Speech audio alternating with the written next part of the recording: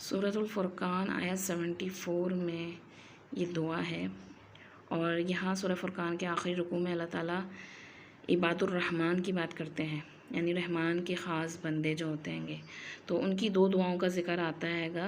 ایک تو وہ جہنم سے پناہ کے حوالے سے آتی ہے، اور دوسری دعا یہاں ہے کہ ربنا حب لنا من ازواجنا، اے ہمارے رب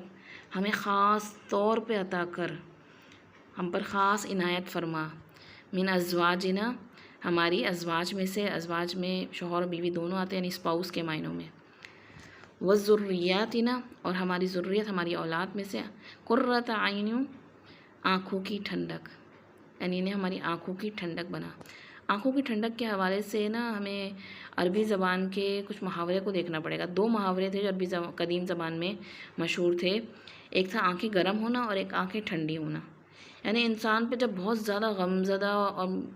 مایوسی اور بہت زیادہ رونے کے بعد جو کنڈیشن آتی ہے کہ جو اس کو کسی ایسے غم سے دوچار ہو، تو اس کے بارے میں آتا تھا کہ آنکھیں اس کی گرم ہو گئیں، اور یہ بہت بدترین بد دعا سمجھی جاتی تھی کسی کو کہہ دینا کہ تمہاری تو آنکھیں گرم ہو جائیں، یعنی تم ایسے ایسے حالات دیکھو کہ انسان رو پڑے۔ اور دوسری چیز تھی آنکھیں کا ٹھنڈی ہونا، یعنی انسان کے سارے دکھ غم پریشانیاں ختم ہو جائیں اور اس کو سکون اور راحت ملے۔ اس کے علاوہ کسی بھی پریشانی اور مٹی کے طوفان سے اگر انسان بچ جاتا تھا نا، تو اس کو بھی کہتے تھے کہ اس کی آنکھیں ٹھنڈی ہو گئیں۔ تو یہاں پہ کیا دعا کر رہے ہیں کہ اللہ تعالیٰ ہمیں خاص ہم پر یہ احسان کر، ہمیں خاص طور پہ یہ عطا کر۔ کون؟ عباد الرحمن کہہ رہے ہیں، جو رحمان کے خاص بندے ہوتے ہیں، جن پر اللہ کی خاص رحمت ہوگی نا، ان کی یہ خاص دلی دعا ہے گی کہ ہماری زوجہ اور ہماری اولاد اور ہماری آنے والی نسلیں جو ہیں وہ ہماری آنکھوں کی ٹھنڈک بن جائیں، ان سے ہمیں سکون ملے۔ دیکھیں آج کل کے دور میں ہماری اپنی فیملیز کے اندر ہی طوفان چل رہے ہوتے ہیں، میاں بیوی کے رشتے میں لڑائیاں ہیں، والدین بچوں کا رشتہ دیکھیں تو اس میں جنریشن گیپ آ رہا ہے، بحث اور جھگڑے، تو لوگوں کو سکون کیا ہوتا ہے، گھر سے دور جا کر لوگ حاصل کرتے ہیں، حالانکہ اللہ تعالیٰ نے یہ بتایا کہ ہمارے گھر ہمارے لیے سکون کا مرکز ہونا چاہیے۔ تو گھر سے باہر طوفان چل رہا ہو تو انسان کو گھر پہنچ کر سکون ملے، تو بیوی شوہر اور بچے سے سکون نصیب ہو کہ ساری پریشانیاں انسان کی دور ہو جائے۔ آپ دیکھیں قرآن مجید میں فرعون کی بیوی حضرت آسیہ سلام علیہ نے بھی موسیٰ علیہ السلام کو جو نہر میں پایا تو انہوں نے کیا اس بچے کو اٹھا کے کہا کہ یہ میری آنکھوں کی ٹھنڈک بنے گا، یعنی اس کے ذریعے سے میرے سارے غم ٹھنڈے ہو جائیں گے۔ ایسا سکون اور ایسی خوشی ہمیں اپنی اولاد کے ذریعے نصیب ہو۔ تو دیکھیں دعا جو ہوتی ہے نا، وہ انسان کی اندرونی کیفیت کا اظہار کرتی ہے، تو جو رحمان کے خاص بندے ہوتے ہیں کہ ان کے دل سے یہ دعائیں نکل رہی ہوتی ہیں۔ امام قرطبی کہتے ہیں کہ مومن کی آنکھ کے لیے اس سے بڑھ کر کوئی ٹھنڈک نہیں کہ وہ اپنی بیوی اور اولاد کو اللہ کا فرما بردار دیکھے، یعنی ان کا آنکھوں کی ٹھنڈک بننا اسپاؤس اور اولاد کا کیا ہے کہ ان کا نیک ہونا، ان کا اللہ تعالیٰ کا فرما بردار ہونا۔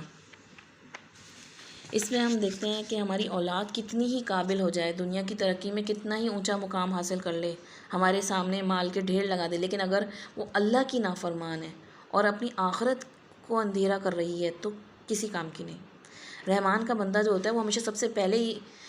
یہ خیر خواہی اور دین کی تڑپ اپنی بیوی، اپنے شوہر اور اپنے اولاد میں دیکھنا چاہتا ہے۔ وہ تنہا یہ سفر کر ہی نہیں سکتا، دنیا میں اللہ کی اطاعت انہیں جنت میں اکٹھا کرنے کا سبب بن جائے گی، ورنہ تو دیکھیں پھر ہمیشہ کی جدائیاں آئیں گی۔ اور شوہر اور بیوی کی جدائی جو شوہر اور بچوں کی جدائی جو ہوتی ہے وہ بہت زیادہ تکلیف دہ ہوتی ہے گی، خاص طور پہ خواتین کے لیے۔ تو کیسے گوارا کر سکتے ہیں کہ خود تو ہم جنت میں چلے جائیں اور ہمارے بچے جہنم میں چلے جائیں، بھلے ہمیں کوئی فکر ہی نہ ہو۔ یہ چیز مومن کو دنیا میں بے چین رکھتی ہے، اس کے لیے وہ فکر مند رہتا ہے کہ میں خود غلط کام نہیں کرتا تو بچوں کو بھی نہیں کرنے دوں گا، شوہر کو بھی نہیں کرنے دوں گی، کنسرنڈ ہوتا ہے گھر والوں سے، ایسے نہیں چھوڑ سکتے کہ بھلے بھاڑ میں جائیں جو چاہے کریں۔ اور دیکھیں ہمارے دین میں تو رہبانیت والی کوئی چیز ہے ہی نہیں، رحمان کے بندے ہیں گے، تو ان کو کیا کرو، ان کو بھی شادی اور بچوں سے ایسا نہیں کہ کوئی شادی کی اور بچوں کی کوئی غرض ہی نہیں، فکر ہی نہیں، بلکہ نکاح کرنا بھی عبادت و سنت ہے،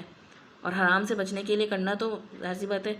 بہت زیادہ عبادت والی بات ہے، اور اس کے آگے پھر نیک اولاد انسان کے لیے کتنا بڑا صدقہ جاریہ بنتی ہے۔ تو اپنے بعد سب سے پہلا حق جہنم سے بچانے کا وہ کس کا ہے؟ وہ اپنے گھر والوں اور اہل و عیال کا ہے۔ یا ایھا الذین آمنوا قوا انفسکم واہلیکم نارا، کہ اے لوگوں جو ایمان لائے ہو اپنے آپ کو اور اپنے گھر والوں کو آگ سے بچاؤ۔ تو دین کی تبلیغ کا آغاز بھی گھر سے ہی کیا جاتا ہے۔ عباد الرحمن کا اصل انٹرسٹ کیا ہوتا ہے کہ ان کے اپنے گھر والے، کہ وہ ان کی آنکھوں کی ٹھنڈک بن جائے۔ اور وجعلنا للمتقین اماما، کہ اللہ تعالیٰ ہمیں متقین کا امام بنا دے، پرہیزگار لوگوں کا رہنما بنا دے۔ یعنی اپنی اصلاح پر نگاہ ضروری ہے، کیونکہ بعض دفعہ کیا ہوتا ہے، ہم چاہتے ہیں کہ ہمارے اسپاؤس اچھے ہو جائیں، بچے ہمارے صحابہ جیسے بن جائیں، لیکن اپنے دامن میں نہیں جھانکتے کہ ہم خود کیسے ہیں۔ تو اللہ تعالیٰ مجھے متقین کا امام اور رہنما بنا، یعنی میں خود اتنا نیک اور متقی ہوں کہ دوسرے متقی لوگوں کو لیڈ کروں، تاکہ میرے جانے کے بعد میری آنے والی نسلیں جو ہیں مجھے ذکر خیر سے یاد رکھیں، اور ان کے لیے ایک اچھا نمونہ، ایک نیک ماڈل چھوڑ کر جاؤں میں۔ تو بہت ہی بہترین دعا ہے کہ، اور ویسے بھی دیکھیں نا آپ